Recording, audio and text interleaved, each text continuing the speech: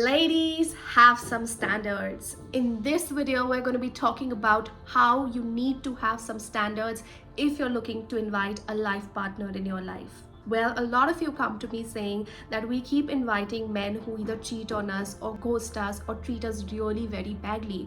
What do we do when we continue to invite such experiences in our lives? Why does this happen to us? What is our fault? Well, let's decode this. Let's understand what's really happening and how you need to shift this in your life.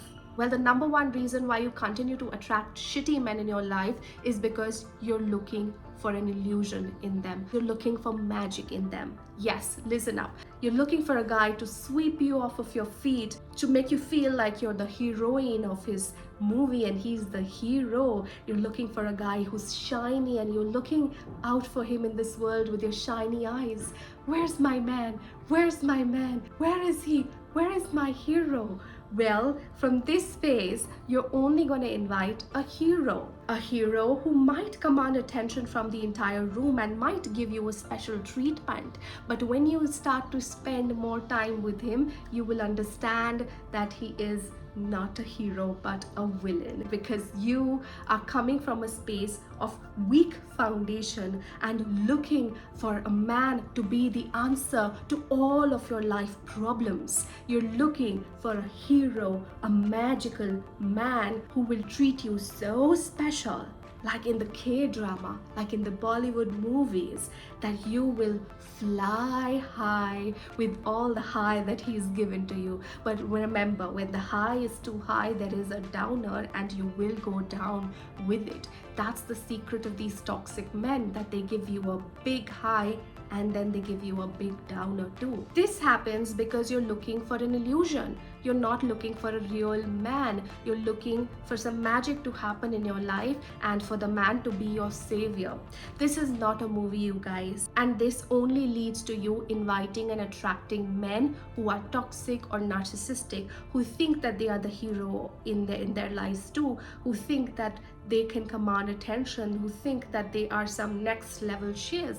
They might look all humble and nice, but in reality, there might be something else only going on within them, right? So they have mastered the outer layer, the outer cover of what attracts a woman. They've mastered it. They have several tricks in their bags. The ones who look too perfect from the outside are usually hollow from within. So be grounded when you're inviting a new life partner. You don't have to be all high and flighty looking for your next shiny object with your shiny eyes.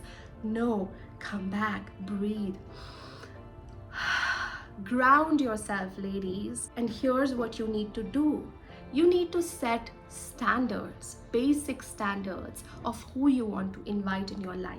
Before getting married, I literally wrote down my non-negotiables, which are some things that I cannot negotiate upon. If the man does not match those non-negotiables, then I cannot marry this man. My non-negotiables included trust, respect, someone who wants to grow in their lives personally, professionally, as well as spiritually. Someone who aligns with my spiritual beliefs. Someone who has a liberal family. Someone who recognizes the importance of the partnership, the union that we're going to have. Someone who stands by me, who stands with me, and who stands for me when needed. These were some of my non-negotiables. I wanted a man who was ready to grow with me, who was ready to elevate with me. And those were the standards that I set. And I did not marry until the standards were ticked off. See, these are not some frill standards like you see in the Indian matchmaking Seema Auntie's show. This is not the frill standards that people said, that he should have this much height, he should speak in an American accent, he should have this hobby. No, all of that is great to have things, amazing to have things, but that is not what a strong foundation looks like. So I invite you to take a paper and a pen, write down non-negotiables. What are some of the non-negotiables that you have, that if a man does not match those non-negotiables, then you will clearly say no to? Look beyond the cover that the man is presenting to you and really get to know him. When you are completely swept away by a man, when he's making you feel seen, when he is making you feel like you're the most special girl on this planet, then you're not really looking at the man. You're not really understanding the man. You're just taking in what he wants you to take in. You're being played.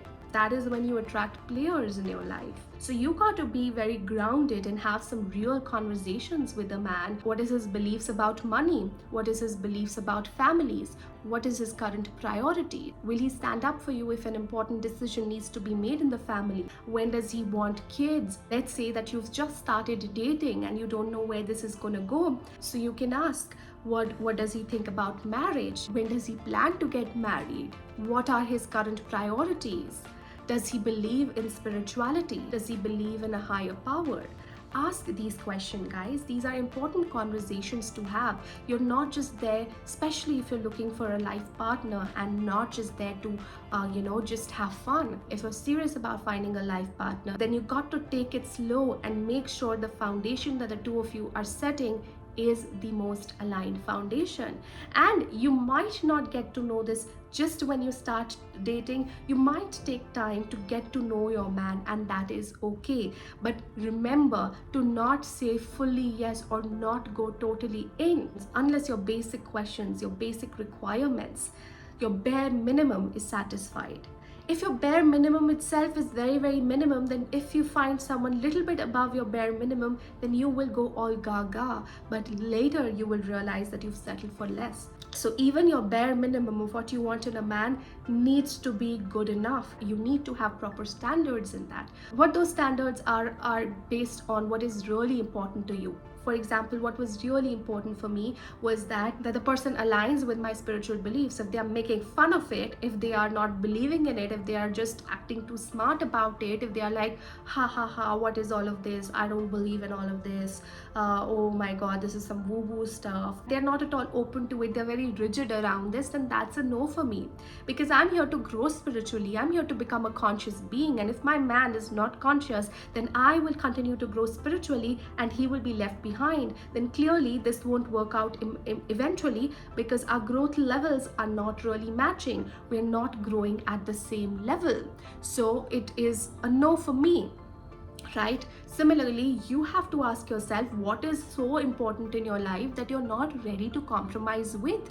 Let's say that you want to show up on social media and you want to express yourself, but your potential partner is not okay with it. He doesn't like you to show up on social media. He makes fun of you or he pulls you down. Well, that's a no-no, because you're in your state of full expression. This is what fulfills you and makes you happy. It gives you a sense of purpose. When someone is not in alignment with your purpose, they're not going to elevate you. They're going to bring you down little by little, and you don't want that. Have some standards, ladies. Set some standards for yourself and even the family of your man, right? It does not have to be just about him, especially in the Indian households. For example, some of my standards were that my family has to be liberal. They have to value my opinion as much as I value their opinion. So before fully diving into it, before fully taking a swim into it, I made sure that my standards were met. And you don't need to compromise on these standards. Let me tell you, like Seema Auntie says, compromise and adjust. You can compromise and adjust in many other things in your life. You can compromise and adjust in many other aspects of the relationship in your life, but the basic standards you cannot compromise and adjust on. Remember that. That is what I'm asking you to set. So remember, don't look for the magic in a man. Come from a very grounded space, as if you want to build a life with your man. So from that space of grounding, you'll emanate a clear energy outwards, and when you do that, you will invite a clear energy of a man in your energy field, and this is the man that meets your standards and might even raise your standards and might even be above and beyond your standards. That's a brownie point, that's a plus point, right? But if they don't meet the basic standards, then you need to seriously consider to have them in your space or not. Otherwise, if you're looking for magic in a man, then you'll just invite any next person in who pretends to love you or pretends to like you or flirts with you, and then you will go into this roller coaster ride with them once again, and only to find out that you're hurt once again, heartbroken once again. And that usually happens when you feel helpless around men, when you don't know your own standards, when you don't know what you want, when you're not sending out a clear energy to the universe, and you're just letting anyone and everyone come into your space, into your energy field.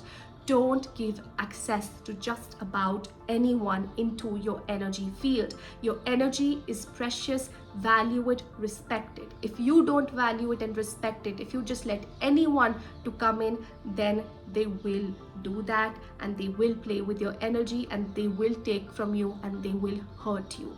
So don't give access to just about everyone. If someone is coming close to you, first test them. First see whether they match your standards or not. If they don't, you've got to let them go, girl.